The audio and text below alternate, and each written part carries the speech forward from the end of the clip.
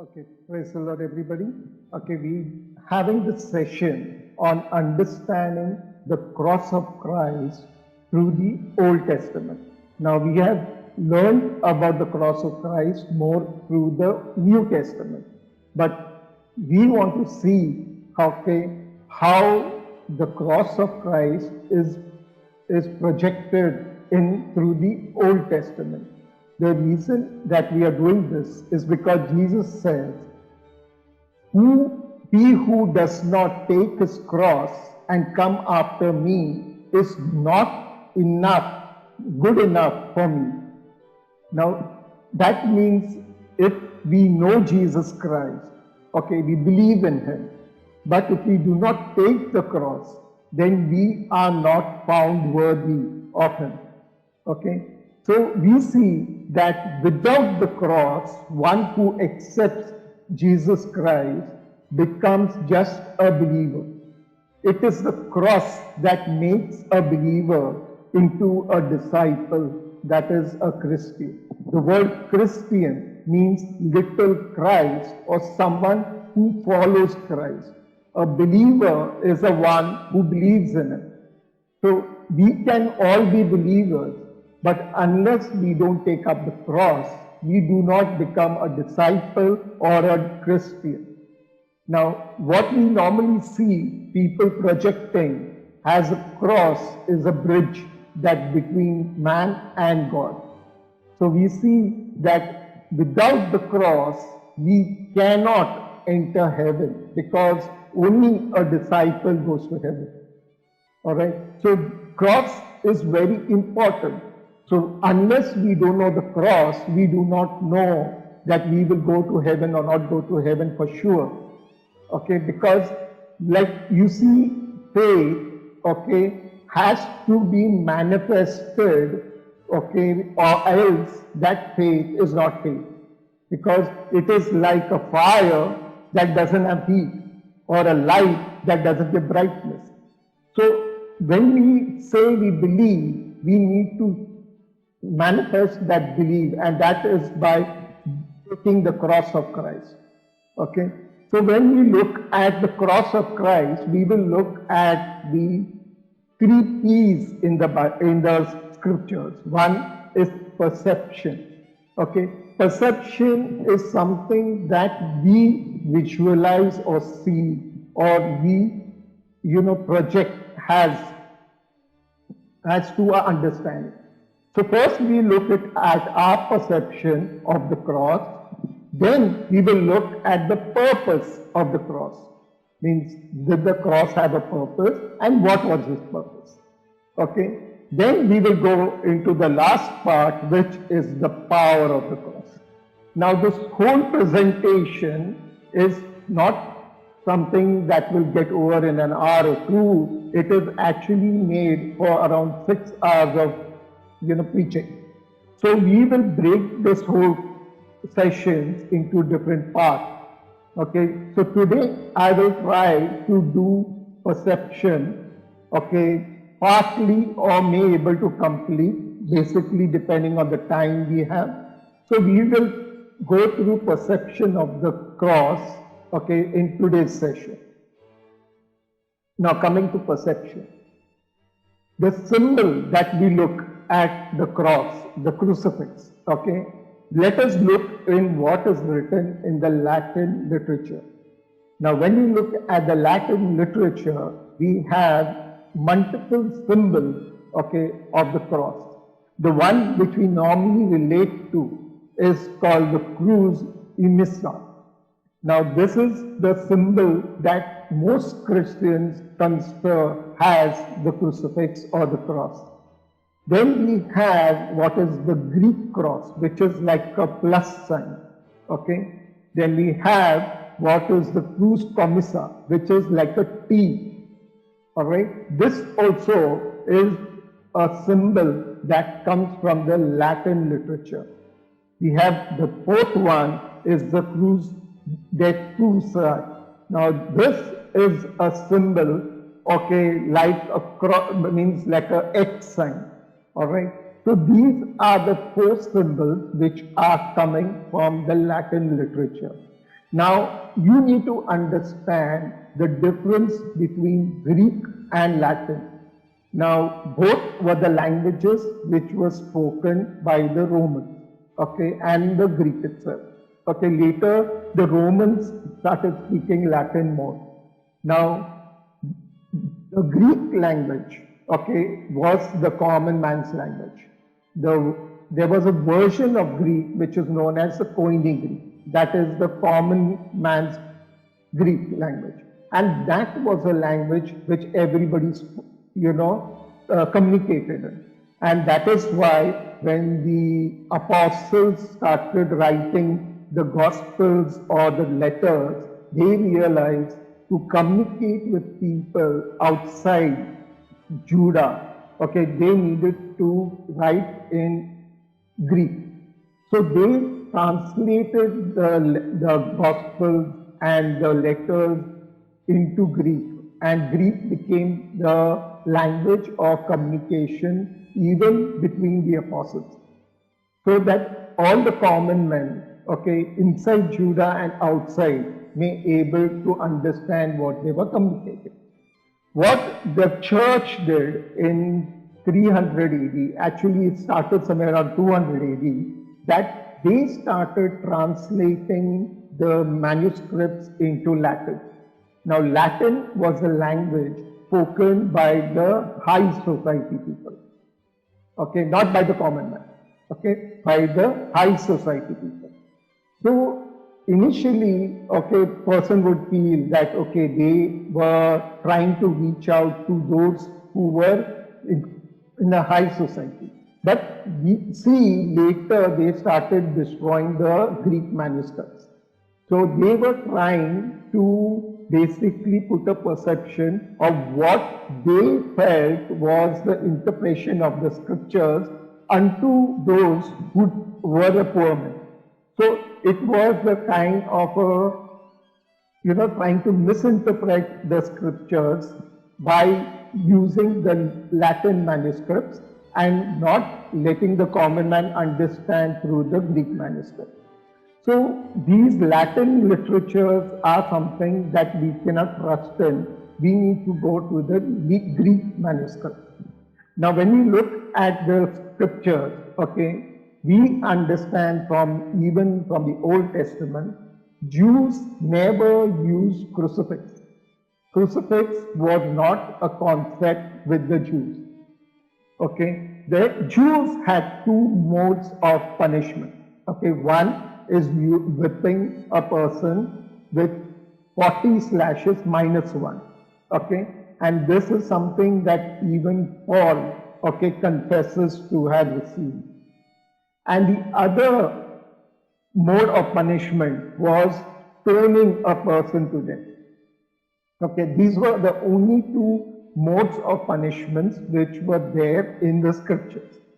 Now, we see Paul himself confesses that he received, okay, 5 times this punishment of 40 stripes, okay, minus 1.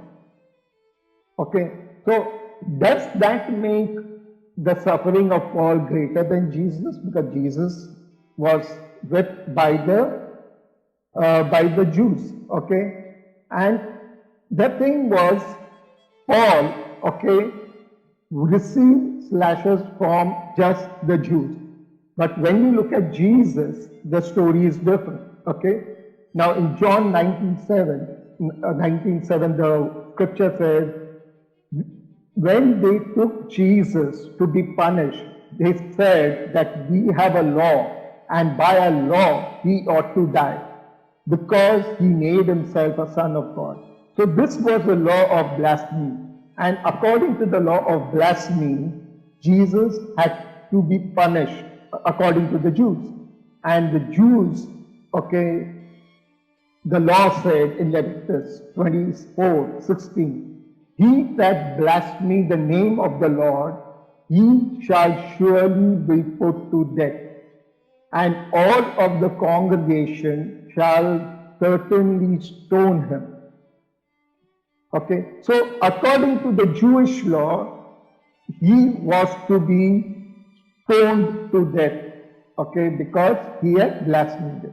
But since the Jews were under the ruling of the Romans, they could not kill a person according to their law. All right. So they had to follow the Roman process of what you call the judiciary process.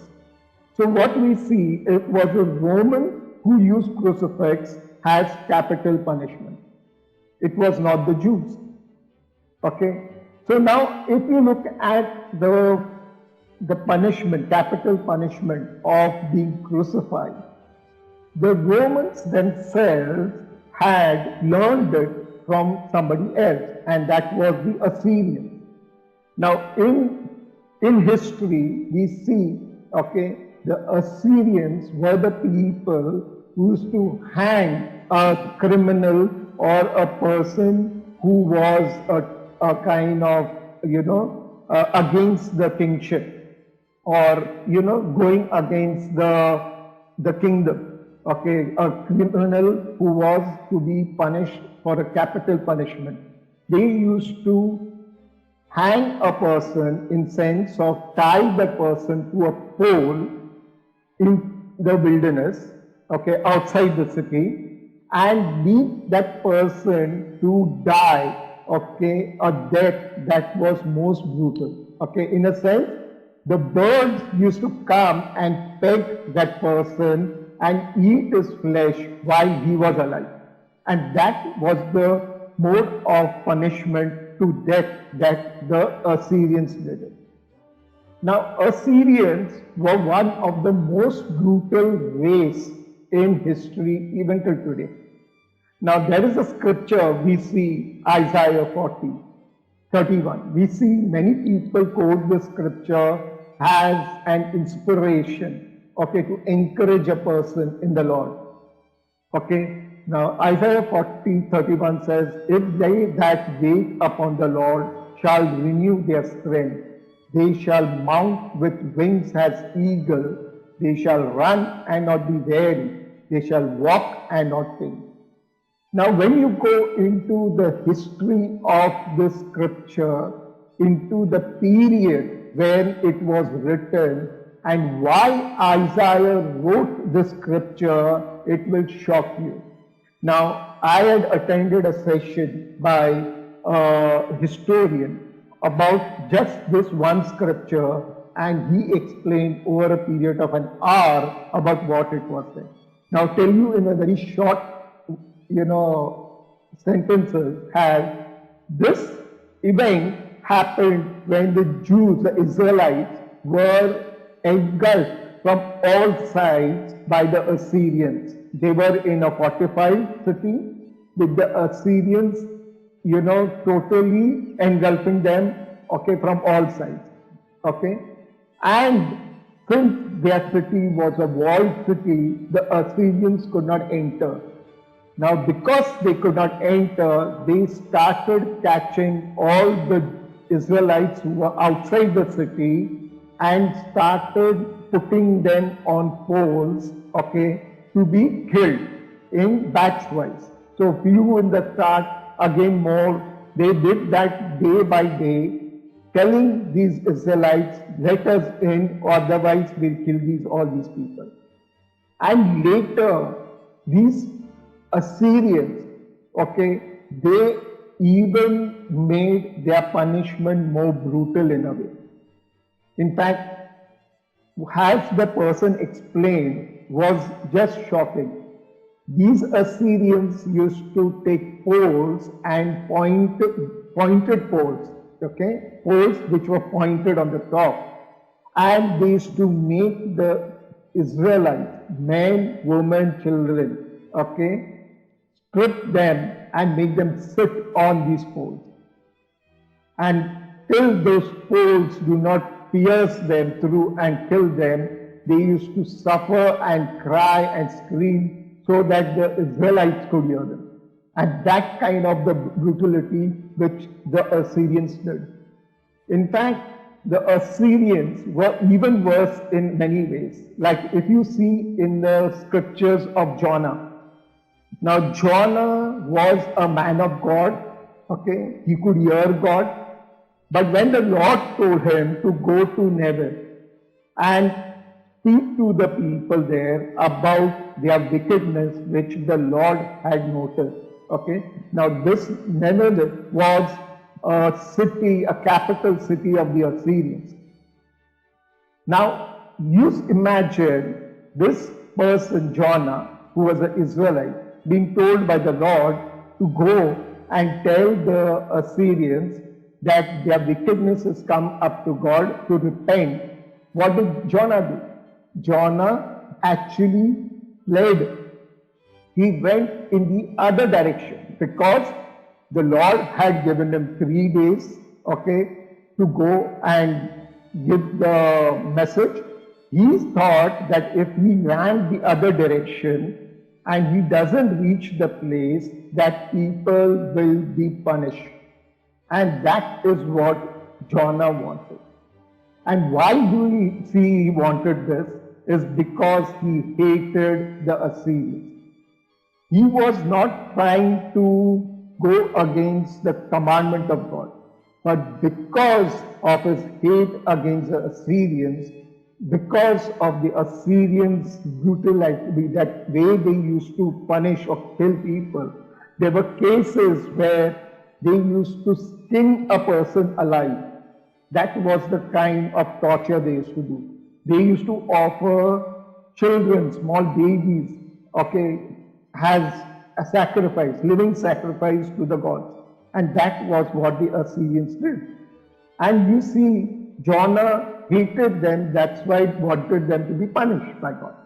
Now, if you look at even the punishment of being hung on a pole was not only for a pagan or a heathen way of punishment. Even God himself considered that as a capital punishment for a kind of a cursed person, a person who was cursed. Okay, because we see in Numbers when there was a plague, okay, set by the Lord. God had told Moses to make a fiery serpent of bronze and set it on a pole. And he said that whoever is bitten by the snakes, okay, looks at the serpent on the pole, okay, he shall live and not die. So the serpent, in Bible symbolism, a serpent is a symbol of multiple, symbolism. One is deceit and others curse. So the brown serpent on a pole symbolized a curse lifted up, a cursed one lifted up. And that is what even we read in Galatians. Christ has redeemed us from the curse of the law, being made a curse for us. For it is written, cursed is everyone that hangeth on a tree. So Christ became a curse for us, and he was lifted up on a pole or a tree so that we could be broken from the curse. And we see that being hung was a symbol of punishment for a person who was cursed. So what we see in scriptures, Romans use crucifix to terrorize people. Okay, what they used to do is, in history we find that certain cities that were ruled, they used to take crucifixes that is actual made of stone or permanent structures, and used to place them outside the city. Now, some of the places you would find even up to 9 of these crucifixes made outside the city in this pattern. Okay? But when we look at Jerusalem, okay, what scriptures say is that there were 2 crucifixes. They doesn't mention the other crucifixes behind. Okay, and Jesus, since those 2 crucifixes were already occupied, therefore Jesus had to carry a temporary crucifix made of wood, okay, to be crucified. So he was the only person carrying, or he was the only person for whom they made a wooden crucifix, all right, to be crucified. All right, and it was done at the last minute.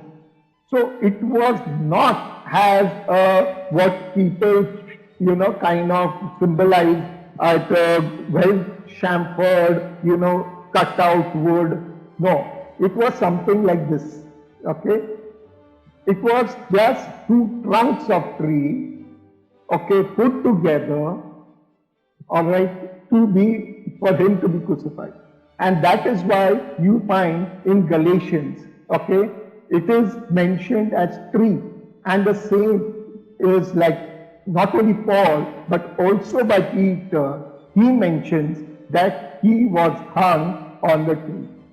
So this temporary crucifix made of wood was put in between these two permanent structures to which the criminal were tied. They were not nailed. But since it was of wood, this crucifix which was on which Jesus was hung, he was nailed.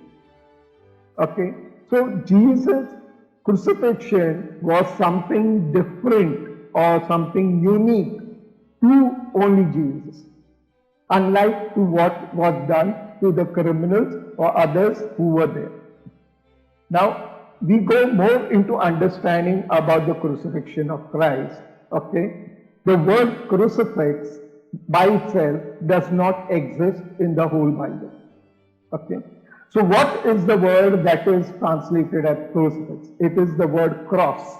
Now, the word cross is mentioned many a times, like almost 18 times, just in the Gospel of Matthew. Okay. Now, in Greek, the word cross is tauros. Okay, tauros means basically elongated or prolonged form of stav. Okay, now stav comes from the base word, which basically means cause or purpose. So whenever the word cross is utilized, it is not talking of the object or the actual wooden, object. Most of the time, almost all of the times, it is talking of the purpose, okay, the cause, the reason of which Christ came. So cross is just not his death, it is his whole life, his purpose, his reason. And what was the reason? So all that he did was for a reason in his life. And that is what we need to understand. What was that reason or purpose he achieved by his cross? Okay, so in Matthew you find, okay, there are scriptures where Jesus said to his disciples, if any man would come after me, let him give up all and take up his cross and come after me. Means here he is saying that he should deny himself and then take his cross, not Jesus' cross, okay, but his cross and come after me. So if a person has to come after another person, means that Jesus himself is on the move. Jesus is not fixed in a place. That means he needs to follow Jesus. So we are not talking of a physical cross, we are talking of the purpose. Same we find in Matthew 23:34. For this reason, I sent you prophets, wise men and scribes. Some of them you put to death and put on the cross. Now this is something Jesus is telling the Jews. Now Jews did not kill or crucify anybody on a cross. So he was not talking or speaking of the actual object, the crucifix, but the cause for which they had come. Okay, they were put to death or they were, put through suffering. And that is what Jesus projected. by the word cross. So cross is not just the cause, but all the things that come with it. And that is what we will learn and understand through this session. Okay. Now, if you look, there are two scriptures that talk actually of the object. Okay, we have Matthew 27:32. Now, as they come, they found a man, okay, which was Simon by name. Him they compelled to bear his cross, which was talking of the actual object, wooden crucifix. There in Colossians you find it, okay, 2:14. Having wiped out the handwriting of requirement that was against us, which was contrary to us, that is the punishment against us, he had taken it out of the way, having nailed it to the cross. So here we find in the second, it could be both, meaning the actual crucifix and or the purpose. So we see most of the scriptures in the Bible do not talk of the object. It is talking of the purpose. Alright? So let's understand the purpose of Christ and the actual cause or reason that he is coming. Okay? Now we see similar kind of, symbolism used by Jesus when he says, if any man eat of this bread, he shall live forever. He said, I am the living bread, I have come from heaven, and if any man eat of this bread, he will live forever. The bread which I give is my flesh, and which I give for the life of the world. Now we see this scripture literally caused many people, including the disciples of Jesus, to reconsider following him. Why? Because he said, if you eat my flesh, you will have life. Now, it did not literally mean flesh, okay? Because we need to understand the actual meaning of the word. Now, there are people like the Catholics who actually believe the bread is flesh. And you find they actually see the manifestation of bread becoming flesh, okay, at times. Okay, blood and flesh. Now this is what we call transubstantiation, okay, where the symbolism actually takes place of the object itself. Okay, that means something that was supposed to be becomes what it was. Now, did Jesus actually say flesh? No, he didn't, because if you see, Jesus spoke to the Jews in Hebrew and to the common man in Arabic. He never spoke in Greek, nor he spoke in English. Okay? Alright? So when Jesus spoke to the Jews, he used the word basar. Now basar comes from the root word which means message.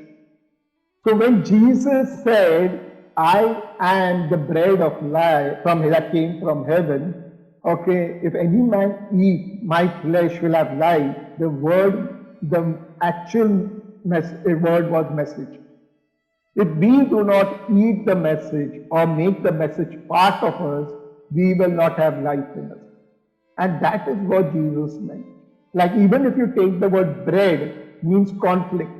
So Jesus said, I am a living conflict. He said, I am like a stumbling block in your life. So when you see me, you cannot continue your life, what you were doing. And you need to make a decision. And I am the bread that I give you is my flesh. That is my message. And it is a message which will give you life. So we see in Genesis, what happened was when Satan, okay, wanted to tempt, he didn't first go and tempt. First he tested. And he tested Eve. And he went to Eve and he said, okay, you may eat of the tree of the gardens, okay. God said you can eat the tree. But then Eve said to the serpent, you may eat of the fruits of the trees of the garden, but the fruit of the tree which is in the midst of the garden, God said, you shall not eat of it, neither you touch it, lest you die. Now, God had said, you shall not eat of it, you will die. But He didn't say, you shall not touch it. Now, touching it is something that Eve added to the scripture or to the word of God. So when we add something or we, minus something, Satan uses that to test us or to tempt us and to destroy us. Okay, so testing and tempting are actually the same, but it is the purpose. That is, testing with destruction is called tempting. So that is what Satan does. So if we believe, God into something which is wrong, Satan will manifest that to mislead you. And that is what happens with the bread becoming flesh. Now, if we go into the suffering of, of Christ, in the scriptures, we see in the New Testament, it is mentioned in Matthew 27, 1 to 54, in Mark 15, 1 to 40, in Luke 23, 1 to 48, in John 19, 1 to 30. Now, all these scriptures actually specify as to what happened during that time. But in none of the scriptures, you actually, have details of how he suffered. There's nothing of it. Now, the suffering that he went through are not in the New Testament, but there are in the Old Testament, and that also partly. Now, you'll find in Old Testament, the suffering that he went on to the crucifixion time or the cross, was mentioned, is mentioned in Psalm 22, 34, 69, Isaiah 52, 53, Zechariah 12, and the books of Moses. Now you may say, brother, books of Moses, where is the details? Yes, lots are there. And in fact, I will be going through a lot from the books of Moses throughout my presentation. Now there is a simple thing why it was not put in detail, because the actual suffering is not for us to know. Yes, it was not for us to know about the details of all that he suffered. Why? Because in Exodus 12:7 is when they took the blood of the Passover lamb, the blood was put on the outside of the poles of the house, not for man to see, but for God to see, so that they were saved from the wrath of God. So the sacrifice of Jesus Christ, the suffering, is not for us, to have an emotional breakdown, and to believe, oh, such a good man he is, and he suffered for us. No. It is for us to know the purpose, and that suffering is for God to see, so that he has done for us. Now there are cases where people go into the emotional aspect of Jesus' suffering on the cross without understanding the purpose. And we see when you have people, like unbelievers or, or people of other religion who are invited to, to kind of preachings where about the passion of Christ, you find them, they cry and they become, very emotional. Christ suffered for us on the cross. And there was this one incident which actually made me think and understand, because there was this pastor who was sharing, how he went to a village, and in the village, while they were preaching, on the suffering of Christ on the cross during the Holy Week, the Good Friday and all that, you find there was a woman, of a Hindu background, who actually cried out and said, "Hey Krishna, how did you allow this man to be suffered so much on the cross?" Now, that actually is, like little shaking. She did not know Christ, but she was moved by the emotions that Christ suffered. Now, that is not the purpose. The purpose is to know Christ more than the emotions that he went through. That's why throughout this presentation, I will take some part of his suffering, but more of the purpose why he suffered that. Okay. Now, coming to the suffering during the Passover, which I'll take a little part. Now, in Exodus, okay, we find that whenever the Passover, okay, because the Passover is a shadow of the crucifixion of Christ. It happened also on the same time and the same day. Okay, so we find that according to the Passover, on the 10th day of the first month, okay, of the year, they had to take the lamb, okay, according to the number of people in the house. And this lamb had to be without blemish. Blemish means there should be no sickness in that lamb. But they could not know if there was a sickness inside. So to make confirm that there was no blemish inside also, they had to keep that lamb and observe it for 5 days. Okay, that means on the 14th day was the day when they had to kill that lamb, okay, and eat it in the evening. So for 10 day to 14 day, they had to keep that lamb and observe it. Now, Jesus' crucifixion also had to fulfill each and every of these conditions. Now, we need to understand the Passover from the books of Moses, Psalm, and the prophets. The timeline of the event from Jesus being welcomed to Jerusalem, that is what we call as the Palm Sunday, okay, to the Last Supper, all right, to his crucifixion, to his resurrection. So all these events we will look it from the Old Testament, not the New Testament, because lot of information is not given exactly clearly. So it is only from the Old Testament we know more from the New Testament. Okay. Now there are certain events or festivals which are part of what we call as the Passion of Christ or connected to it, which are not part of the Bible. Like we have is the Lent. Now Lent is not something that is mentioned in the scripture. Okay? Nowhere in the scripture we find that the word Lent is utilized. Okay? The word Lent is a Latin word. Okay? It comes from the word eumelin and it means pestilence.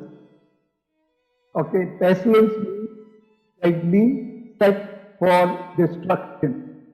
Okay. Now, Lent is a concept of 40 days of fasting, okay, which came only in the first council of Nicaea, that is in 324 AD. So before that, the concept of Lent was not there. Okay, Lent was something that was introduced almost around 300 years approximate later. Okay. Now what is Lent about? Lent has two things. One is penance and other is fasting. Now we will look into penance and fasting, okay, and understand what they actually mean. Now if you look at the concept of penance, okay, we normally confuse it with repentance. Now word penance does not exist in the whole Bible, not in the Old Testament, nor in the New Testament. The word repentance, okay, in Hebrew has two meanings. One is to be sorry and the other is to comfort. Now, how do you know which is the meaning? That depends on the grammar. So it is on the grammar of the word that we understand if it is to be sorry or to be comfort. Now, if you understand the Hebrew language, okay, the Hebrew language, okay, initially didn't have a grammar with the text. All right. So to understand the grammar, one had to pronounce the word in a certain fashion. Later, they came with dots and commas to be added to the word or the text to show the grammar of the text. So Hebrew initially had to be written and also narrated, and they had to actually copy the way of reciting the text. So it is by the recitation of the text that they understood the grammar of it. Later, when they came up with dots and commas, then they started putting the text with the grammar in the text. But when you come into the Greek text, now Greek is a most structured language, okay, compared even to English. Now in Greek, the grammar is so perfect that even if I jumble the sentence, I would know that which word is related to which word and what is the actual meaning of the sentence. It doesn't matter of how I put the order of the words, I will not misunderstand the message of the sentence. Okay. Now in Greek, what we find, the word for repentance, okay, metaneo, is normally translated as changing one's mind. Okay. But when we go deeper, we have a better understanding of the word, because that word is a compound word and it is made of with understand. So that means into or with understanding. So repentance is not, it doesn't have very little to do with being sorry, but more to do with choosing the right path, or it is more about correcting oneself. So when you say, I repent, and you do not correct, it is not repentance. Repentance means correction. So if you feel sorry or don't, or how sorry you are, doesn't matter. The matter is you realize you have done wrong and you correct yourself. So if correction is not there, there is no repentance. So repentance requires a person to correct oneself. Now Judas, okay, he made a mistake and he realized it. Okay, he betrayed Christ for a bag of coins and he felt sorry about it. And that's why what he did, he went and he bought a land with those coins and he hung himself. Now, is that repentance? No. That is not repentance. Had he wanted to repent, he should have gone to Christ and asked for forgiveness. Or he should have done the works of Christ. That was something that Christ did. So that would mean that he corrected himself. But he didn't do that. He went and killed himself. So suicide is something not called as being sorry. Okay? It means that you've given up. And that is why Jesus says that he lost it. That's why in John 17:12 he said, I kept them in thy name which thou hast given me. Not one of them perished, but the son of perdition. That was referring to Judas. So everyone whom Jesus was given to nurture or to bring in the Lord, he saved all of them, and all of them were going to heaven, leaving for Judas.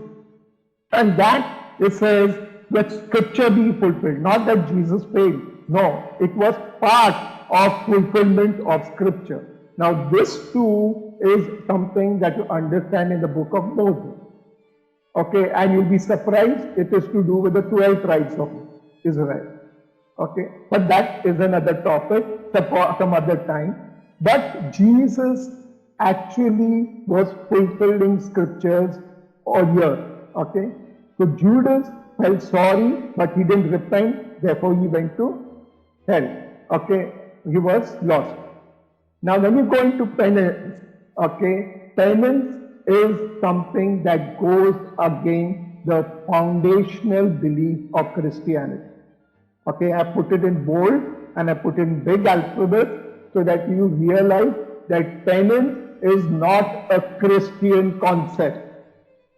Many religions, okay, like Jainism or Hinduism, or even when you find Islam, you will have penance. Why? Because they are not religions or beliefs that are to do with God. Why? Because penance is not a concept of God. Penance speaks of justifying one's wrongdoing by doing oneself into inconvenience, by putting oneself into inconvenience or suffering. So if I put myself into suffering or inconvenience, if I hurt myself, it will please God. That is the concept of penance. And that is not something that God appreciates. If penance was a biblical concept, then sacrifice of Jesus Christ would not have been necessary. That means we could torture ourselves, we could suffer, and we could be saved. But since there was no way for man to justify himself before God, even by a blood sacrifice, thus God had to arrange for a perfect sacrifice. So has to make peace between man and God. So penance is something that goes against the sacrifice of Jesus Christ. So if you say penance, then you say Jesus was not necessary. So that is the reason why in Catholics they also believe that Jews and Muslims may go to heaven. Why? Because they believe in penance. Understand this? Okay? So we find fasting. Now when you come to fasting, now fasting has a purpose. Alright? And if its purpose is not understood, or if fasting is done without understanding, it can lead a person into bondage or self-righteousness. Please understand the seriousness of doing fasting. It is a good thing, but if not done properly, it can be destruction. Alright? Okay, now let's understand Jews did what they did to fasting, they also did to washing. Okay, washing of hands, and they put lot of rituals in it and tradition in it, so much so that Jesus and his disciples detested it and they did not participate in those things. And that is why the Jews complained about his disciples not fasting nor washing. Now if you go into more detail about the way they used to wash, they had special jugs. Now jugs were also designed with something like 2 handles, and it was made out of precious metal and with jewels and things like that. Literally something like today, you look at the car of a person, you will know about the social status of that person. That means if he has a good car, he has a good amount of money. Same with churches. If you look at the pastor's vehicle, you will understand how many people he has in his congregation. He has a SUV, he has 4-wheeler, that means he is a mega church pastor. If he has a small vehicle, that means, or he has a bike or something, that means he has a pastor of a small church. And if he is an international pastor, possibly then he will have his own plane. That is what the thing is, what the Jews did, and which sadly our Christians also did. Okay. So they also, all right, depending on their jug of washing, you could know how rich a Jew is. Now, fasting is misunderstood as a tool to control carnal desires. They think that I can, by fasting, better myself or control my carnal desires, okay, to such an effect that the means, okay, that they're taken are actually, not it doesn't happen, it happens, but they're temporary. And at times, it can become more dangerous, okay. Now, I'll give you a thing, like Jesus said, when you cast away an evil spirit, okay, from a house, and if the house is found empty, means the purpose of grooming is not done, then that spirit will come back with 7 worse of its kind. And the same thing is with fasting.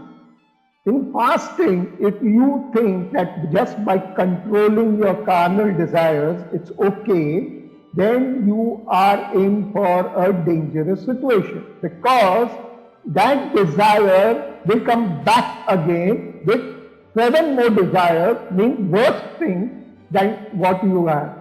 And that is what will create and happen to you. Okay.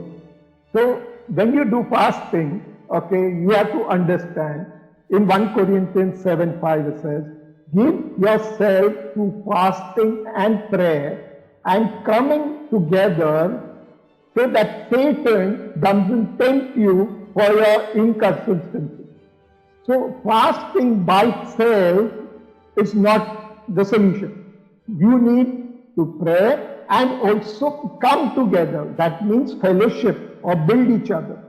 So fasting by itself is not the solution. It needs to be a part of other things, okay, so that you can fight the battle.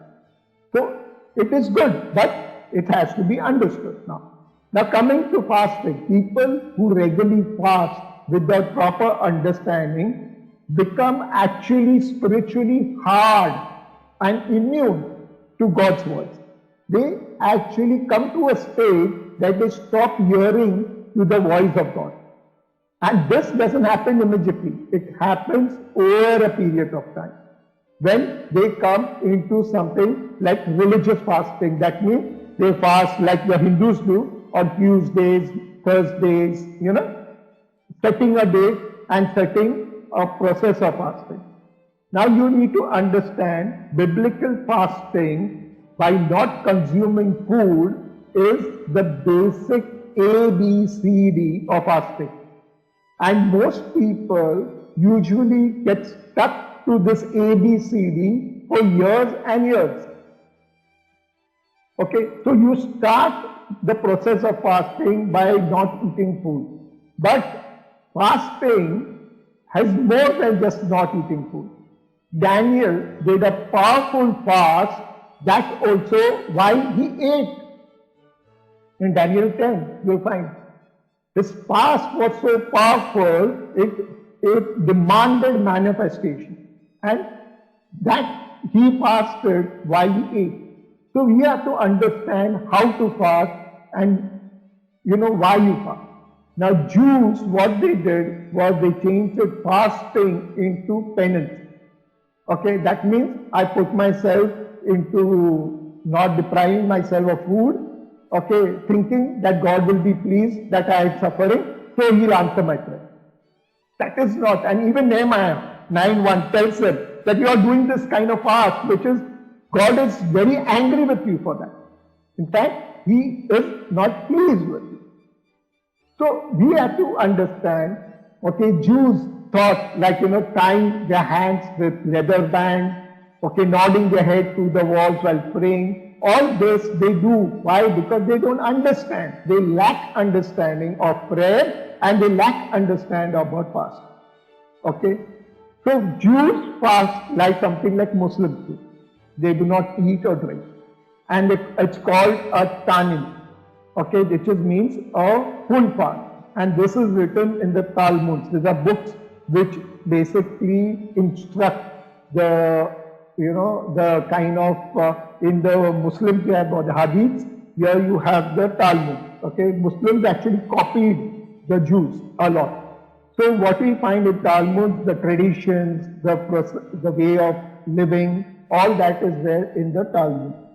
They fast for repentance, for penance, and to reflect on a day in history. So something bad has happened, something like the temple destruction or the tablets being, destroyed by Moses. Those days they fast, and it is like a ritual. Okay, they're grieving for past events or the sins of those people who were there before. So Jews, did something like a ritual. But Jesus, now we see Jesus himself also fasted. Now he fasted for 40 days. Now why did Jesus fast? Okay, not that he was following any ritual, nor is that he was lacking in faith. Okay, because fasting helps you build faith if you do it in the proper way. So Jesus didn't lack faith, nor he was following any ritual. There were two reasons which people hardly know or understand why Jesus fasted. Now those two reasons was, one is to become an official rabbi. Now in Jews, they had very strict, regimes in which they could preach in a church, in their synagogue. It was not something that you are allowed in. Okay, a person has to be of a certain, pass through a certain school or training before they preach in a synagogue during official days. There were the open days where everybody could share, but that was like an open house. But official meetings were not allowed, a person was not allowed to preach. Now to become a rabbi, there were two methods. One was by the school of prophets, that was according to Samuel's method. Now according to Samuel's school of prophets, a person had to undergo schooling. Have in a group of like how Samuel used to do. And then the person had to work under a rabbi as an intern for a period. Now this was something like Saul Paul was doing. He was as an intern with another rabbi, and so that he could become a rabbi himself. But Jesus could not do that because he did not agree with the doctrines of the Jews. So what he did, he followed the second option. The second option was according to the Moses method. Now Moses method required a person to fast in the wilderness for 40 days, like how Moses did. And we see that was only after this 40 days of fasting, Jesus started preaching in the synagogue. So Jesus became an official rabbi of the Jews by the method of Moses. Now why he did it? So that he didn't want to take a official, the status of a rabbi in a synagogue. No, he did so that he could go and preach to the Jews. And that is why you find after he came from the 40 days fasting, he opened the scriptures and read about himself that he was anointed to preach, to the brokenhearted, to the lost, to set the captives free. All that. Why? So that he could do it through as being a rabbi. So Jesus fasted 40 days. For one is to become a rabbi. The second was that Jesus wanted to teach us something. Now that second thing was that he went through that process so that he could be weakened in spirit and in body. Now understand this. When you are weak in body, it affects your spirit. If you are sick, your faith also goes down. And that is what everybody experiences. That's why when somebody is sick, please understand you need to encourage their spirit first. because their spirit goes down. Jesus could not be tempted, okay, because he was very strong in faith, in spirit, because he was a man of authority. Now, to bring him to a state that he could be tempted, he had to be broken down in the body. So he had to go through that 40 days of wilderness, okay, being tested. All right. So only after the 40 days we find Satan came and tempted Jesus. And Jesus overcame that tempting, okay, through his understanding of the word, okay, and that way he became an example to us. So when Jesus said that I overcame, that means he did it as we could do it. Okay? Not that he was better than us, that's why, no, he became to a level like us, so he could show us how he could do it. Now, if you see in the scripture, it says Jesus was led by the Spirit, the Holy Spirit in the wilderness to be tempted of the devil, and he had fasted 40 days and 40 nights, and after he hungered, and then the tempter came. Now, there were three things that Jesus was tempted in, and these are the same three temptations which Adam and Eve went through. Okay? Now, if you see, the first temptation was touch, sight, and food. Okay? That is of your natural senses. That is touch, sight, and taste. Okay? Now, if you see in our inner man, okay, those who have gone through the teachings of inner man, that was the part which we call as discernment. Okay? That is where our natural senses connect to our inner man.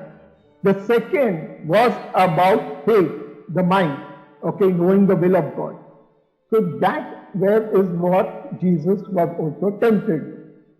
Third was about being gods, okay, or worshipping evil. And that is the part of the conscience, okay, that connects our spirit man to our spirit. So we see the same three areas or the same three types of testing is what Jesus went through, and he showed us by actual understanding of scripture one can overcome. So fasting is not like a ritual, but it helps, okay, to quicken our prayer, okay. But fasting itself doesn't do it. Fasting itself doesn't quicken our prayer response, but the faith quickens our prayer response. So if we use fasting to build our faith, then fasting will benefit us. But if it is not building our faith, then better stop fasting. So because faithlessness does the opposite of what faith does. So if your fasting is not building your faith, then change the way you fast. Also, if you are strong in faith, okay, that means you have a good relation with God and you are very strong, then you do not need to fast. Because Jesus said, those who are children of the bride chamber, okay, they do not mourn or they do not fast. Okay, because the bride is with them, bridegroom is with them. So it all depends on your relationship with God, your spiritual growth, how strong you are in faith, that you need to fast. Fasting is good, but the kind of fasting should not be the same to everyone. So each one should fast in a different way. So when I fast, I will eat food and fast. But what I'll do is, I'll deprive myself in certain areas which will help me build my faith. And fasting is done with a promise. So you need to meditate on the promise and fast. Okay? So coming, all right, in case of fasting, it is main thing is to build our faith. Okay? In Hebrew, the word means to cover the mouth. Okay? And so fasting or by eating is just the basic. All right. Okay, I have covered on this part. Now, fasting is similar to what Catholics do is with prayer when they say the rosary. They think by saying the rosary, they are praying, but they don't realize they are actually hardening their spirit, okay, by the prayers they are doing. They are just reciting them without understanding them, without knowing what they are doing it on the beat. And that is what it does. The rosary actually kills the purpose of the prayer and it becomes a powerful tool in the hands of Satan. Similar way, you can cause fasting to become like a tool in the hand of Satan to destroy you if you do not know how to do it or the way of doing it. Okay?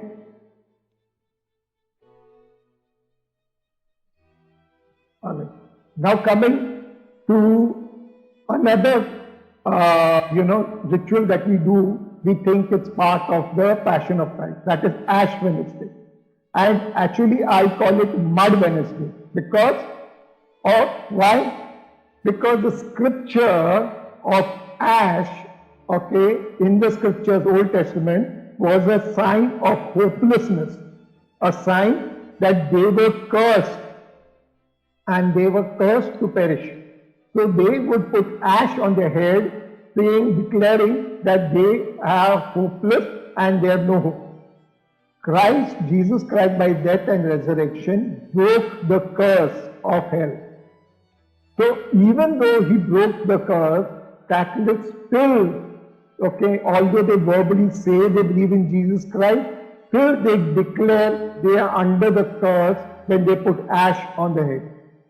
Okay, in the Bible, there is certain scriptures which are connected with ash, like in the book of Job. Okay, Job put ash on his body because not of a sign of curse or sign of repentance, but because he was having boils on his body, and heat is a good remedy to give relief from that pain. Okay, so he took ash to give him relief from the pain that he was suffering through. Okay, so Job was applying the ash, okay, basically to give him relief from the pain. All right, you see that in the scriptures, Job 2, 7 and 8. All right, okay. So ash is not the word which was used, okay, in the scripture. It was mud, okay, or dust. Now we see in the scriptures it says, then shall the dust return to earth, the spirit shall return to God.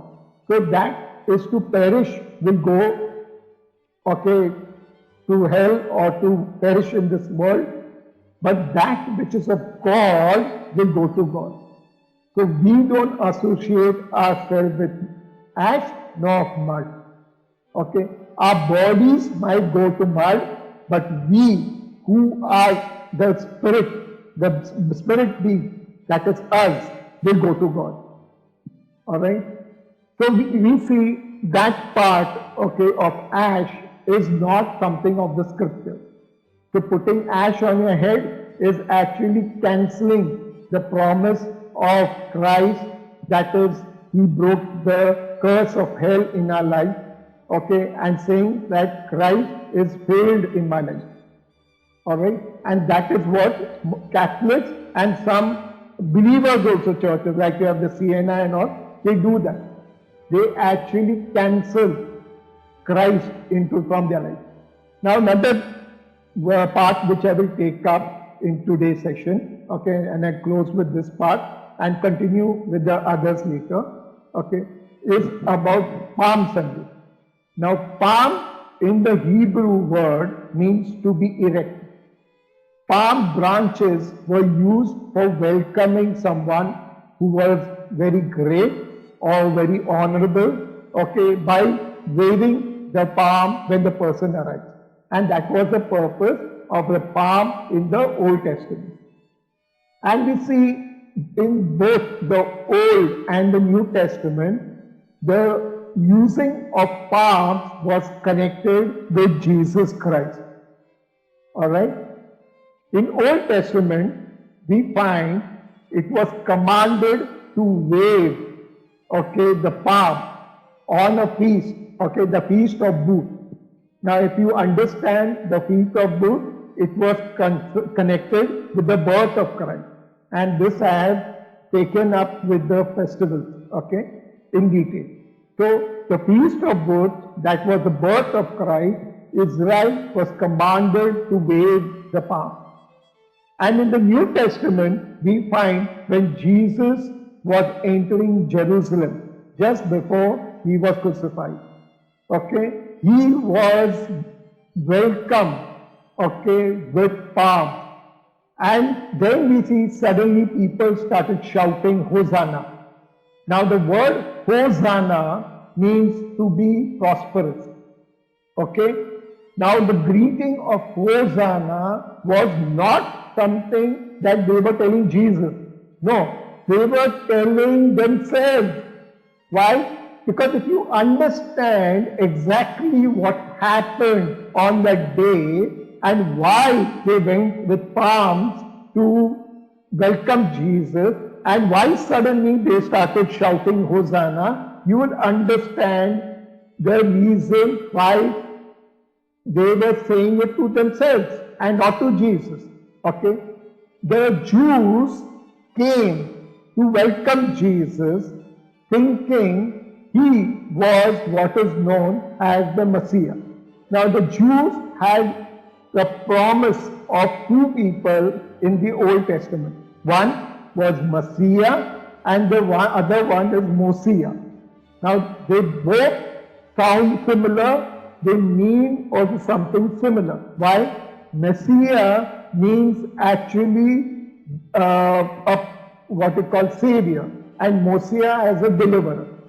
Now, Messiah means anointed one, or someone who is more of a prophet, because it was a promise of a prophet greater than Moses. That is in Deuteronomy 18:15 to 19.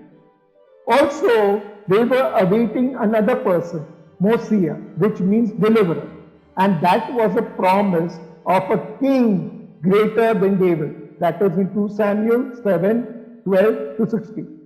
So there were these two characters that Israel was awaiting. One is Messiah, the anointed one, okay, which you call Christ, and other is Mosiah, a king that is greater than David. Okay, so when we say Christ the King, we are actually saying he is Messiah and he is Mosiah.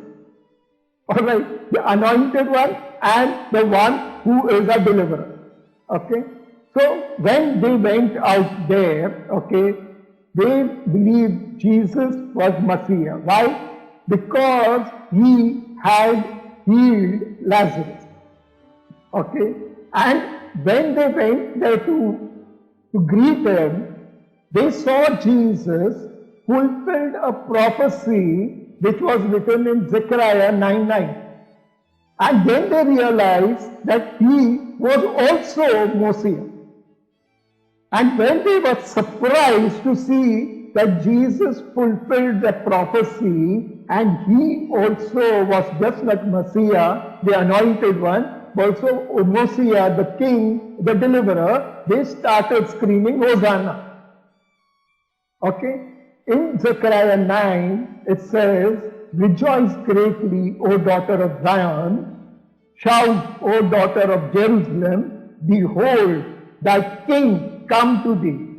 He is just and having salvation, lowly and riding on a horse and upon a cloud, the fourth of a horse. That means a small of a ass. Now, when we normally see a child, okay, like somebody, okay, coming, in a normal way, we will not say, okay, something great.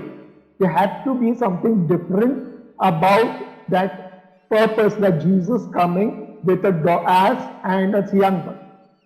Now, if you find that Jesus was sitting on a normal donkey with his young one, they would have never realized that Jesus was Mosiah.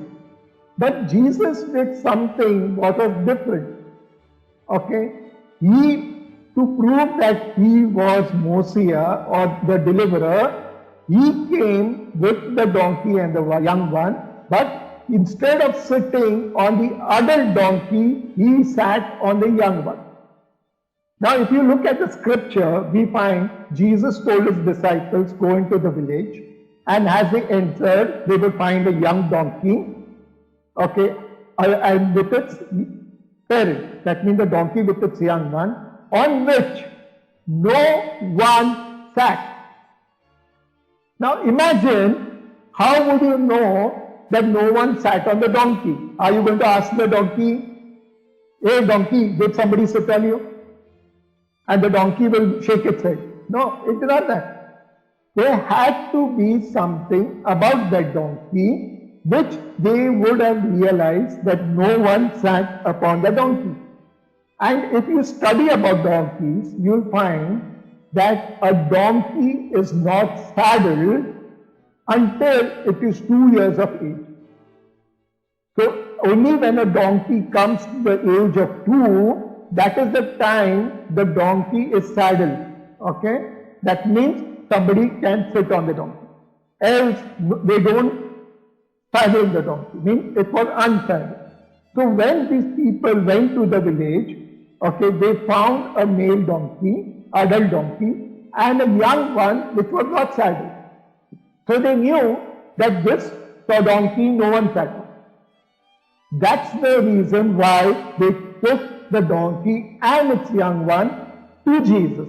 And they put their robes on the top of the small donkey, that is the little one, so that Jesus could sit on it.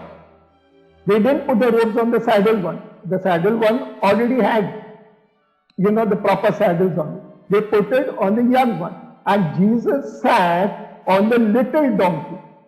Okay, and he entered. Okay, you can see this in Luke 19, 29 to 37. Then again in Matthew 21, 1 to 7. Okay, so these scriptures confirm that there was a donkey and there was an unsaddled donkey, young donkey, on which they put their clothes, their robes on and let Jesus mount on it. So it was something like a scene of an adult man coming on a tricycle. Something very odd.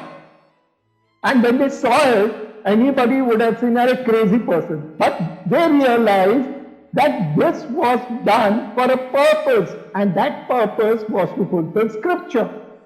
So they knew that the king was arriving, and that is the reason they took the palms and they waved out shouting, Hosanna, Hosanna, telling Israel, telling the Jews, rejoice, your anointed one and your deliverer is come. And that is what they were doing. So when you are using palm, it is like declaring Jesus Christ as Christ and King. It is a joyful moment. But the problem is, people make crucifixes of their palm. They mock it. Something that is rejoiceful, they are making a curse. That is what people are doing. Second thing is, the time they are celebrating, the event actually happened was not the Sunday of the Holy Week. It happened 2 weeks.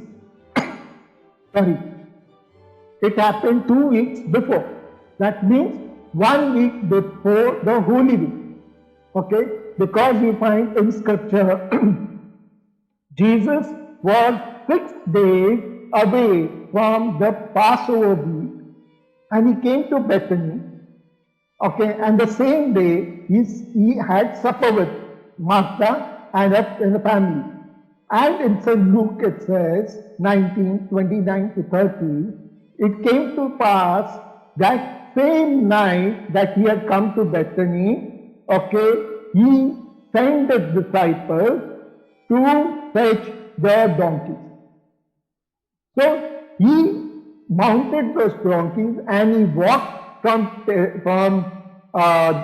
what you call Bethany to Jerusalem, okay, in the night of that day, on the same day.